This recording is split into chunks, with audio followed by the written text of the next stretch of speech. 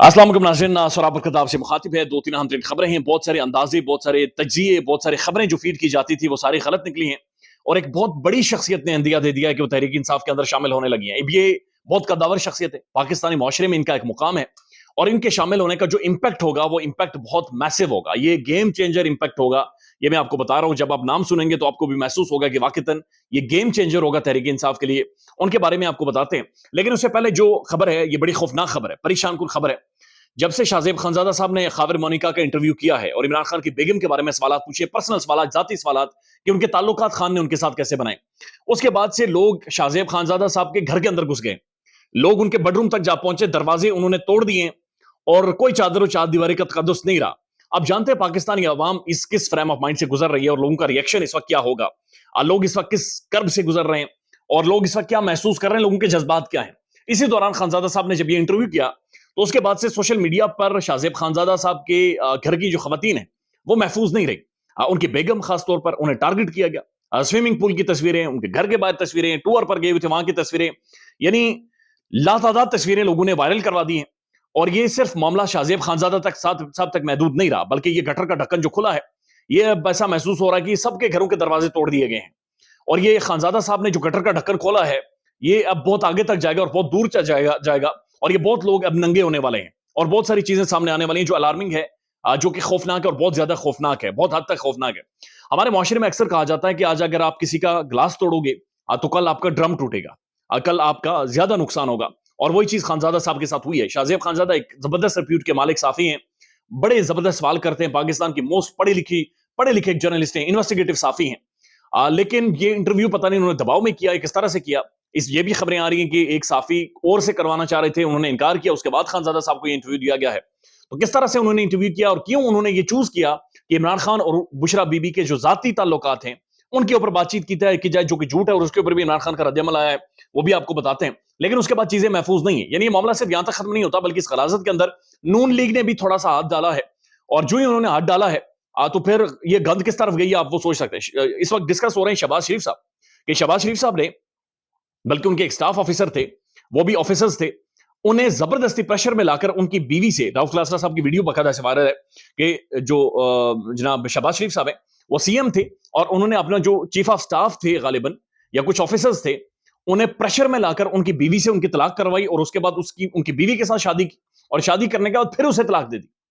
और बहुत सारी ऐसी और खबरें आ रही हैं कि शहबाज शरीफ साहब यानी कई शादियां कर चुके हैं इस तरह से, दबाव में लाकर। जब सीएम होते हैं, पावर में होते हैं, पुलिस के डाले आगे पीछे होते हैं, तो दबाव में डालकर शादियां कर लेते हैं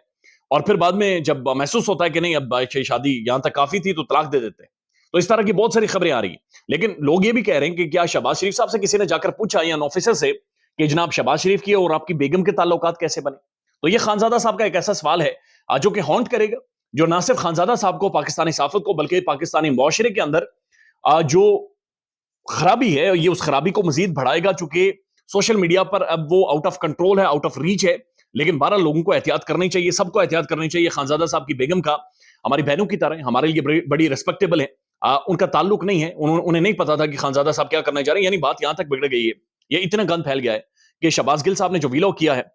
और वो आपको पता है उनकी एक मैसिव ऑडियंस है, उन्होंने कहा कि मैं शाहजेब खानजादा के शो में नहीं जाऊंगा, अगर खानजादा ने शो में बुलाएंगे वहां पर नहीं जाऊंगा, क्योंकि हो सकता है कि हमारी पेंट उतारवा के अंडरवियर हमारे चेक करना शुरू कर दे। तो गंद फैल गया है। हमजा शहबाज साहब की बहुत सारे एफएएस को लोग लेकर आ गए हैं। उसके बाद आज तलाल चौधरी साहब ने इसके ऊपर प्रेस कॉन्फ्रेंस कर ली और तलाल चौधरी साहब ने कहा कि हम किसी के घर में जाते हैं तो आंखें झुकाकर जाते हैं। तो लोगों ने उनकी तंजीम साजी की सारी वीडियोस वायरल कर दी कि जनाब आप खुद एक लड़की के घर में गए थे और वहां से बाहर निकले थे तो लोगों ने डंडे आपको मारे हुए थे, बैत मारे हुए थे। सभी कमजोर होते हैं, हर इंसान के अंदर खामियां होती हैं, हर इंसान की एक जाती जिंदगी होती है, चाहे मर्द हो, औरत हो, लड़की हो, लड़का हो, सबकी एक जाती जिंदगी है। लेकिन जो ये पाकिस्तानी मीडिया ने किया है, ये एक ऐसा वार है कि अब किसी को नहीं छोड़ेगी, ये हर जगह तक जाएगी आग और ये बहुत मैसिवली तबाही करेगी। हमारे जो मुआशरे का एक ढांचा है, जो अखलाकियात है, उनको अब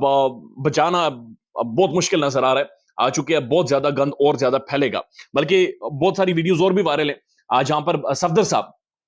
कैप्टन सफदर साहब, मरियम साहिबा के जो खावंद हैं, उनकी एक वीडियो वायरल है जहां पर वो ये कह रहे हैं कि जनाब मैंने इमरान खान की जाती जिंदगी पर तनकीद की, जो कि नहीं करनी चाहिए थी।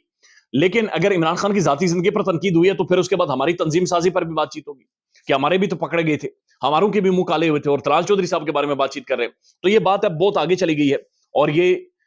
एक अलग डायमेंशन में और डायनामिक्स में जाना शुरू हो गई है, जो कि बहुत ज्यादा खौफनाक है। और ये اس کے اوپر ظاہر خان صاحب کا رد عمل آیا ہے اور شیر افضل مروت صاحب نے اور پھر طارق متین صاحب نے اور خود صحافیوں نے اسے رپورٹ بھی کیا ہے کہ خان صاحب سے کو جب جیل میں یہ ساری چیزیں بتائی گئی تو عمران خان صاحب نے کہا کہ جناب یہ خاور مونیکا بالکل جھوٹ بول رہا ہے، یہ پریشر میں آ کر جھوٹ بول رہا ہے، دباؤ میں آ کر جھوٹ بول رہا ہے، اور ان کا جو بنیادی مقصد یہ ہے کہ وہ بشرا بی بی کو کمزور کریں یا پھر انہیں پریشر میں لے کر آئیں یا پھر مجھے اور زیادہ پریشر میں لے کر آئیں، اور یہ اس طرح کے معاملات یعنی ایک کیمپین، ایک ڈرٹی کیمپین، ایک گندی کیمپین پاکستان میں یہ چلانے کی کوشش ہے۔ تو خان کا رد عمل بڑا کلیئر ہے کہ جناب ان چیزوں سے مجھے فرق نہیں پڑتا، ان چیزوں سے مجھے رتی برابر فرق نہیں پڑے گا، بلکہ جنہوں نے یہ کچھ کیا ہے وہ اور زیادہ ننگے ہوں گے، اور وہ چیز اب پاکستان کے سوشل میڈیا پر آپ ہوتے ہوئے دیکھ رہے ہیں۔ اب جو بڑی خبر ہے، بڑی خبر یہ ہے کہ سلمان اکرم راجہ صاحب جنہوں نے آج توشہ خانہ کیا جو سائفر کے والا معاملہ تھا اسلام آباد ہائی کورٹ میں، آج انہوں نے بڑی زبردست دلائل دیے، بلکہ انہوں نے اڑا کر پھینکا اس کیس کو، اس کیس کی تباہی پھیری ہے۔ اور سلمان اکرم راجہ پاکستان کے پرومیننٹ ماہر قانون ہیں، لیگل وزڈ ہیں، لیگل مائنڈ ہیں، ایک بڑے سلجھے ہوئے انسان ہیں، ڈیسنٹ پرسنالٹی ہیں، ایک دھیمے مزاج کے پڑھے لکھے شخص ہیں، بیرسٹر ہیں، بڑی بڑی تگڑے لائر ہیں، پاکستان کے پرومیننٹ لائر ہیں، ماہر قانون ہیں، اور انہوں نے ندیم ملک صاحب کے پروگرام میں یہ اندیا دیا ہے کہ شاید وہ آنے والے ٹائم میں تحریک انصاف کی ٹکٹ کے اوپر انتخابات لڑیں گے، یعنی شاید وہ آنے والے ٹائم میں انتخابات لڑیں گے۔ جب ان سے کیٹاگوریکل سوال پوچھا گیا تو انہوں نے کہا یہ خارج الذمکان نہیں ہے، جب ایسے حالات بن جائیں کہ جب مار دھاڑ ہو، جب معاشرہ کولیپس کر رہا ہو تو پھر وکلا کو یقینی طور پر الیکشنز میں آنا چاہیے، اور انہوں نے کہا کہ میرے لیے یہ کوئی خارج الامکان نہیں ہے، اب آنے والے ٹائم میں دیکھیں گے لیکن یہ کوئی خارج الامکان نہیں ہے، یعنی انہوں نے اندیا دے دیا ہے کہ سلمان اکرم راجہ شاید آنے والے ٹائم میں پی ٹی آئی کی ٹکٹ پر لڑیں گے۔ اب سلمان اکرم راجہ جیسی پرسنالٹی اور اسٹیچر کا بندہ، اس سے کا بندہ، ایک موسٹ ڈگنیفائڈ پرسنالٹی،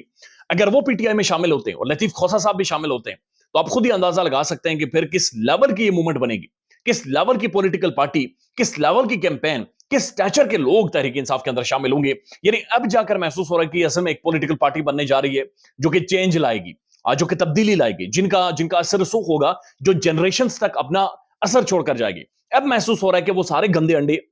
جو اس وقت کہا جاتا ہے کہ جنرل باجوہ صاحب نے عمران خان کی جھولی میں ڈالے تھے، وہ سارے گندے انڈے نکل گئے، اور سارے گندے انڈے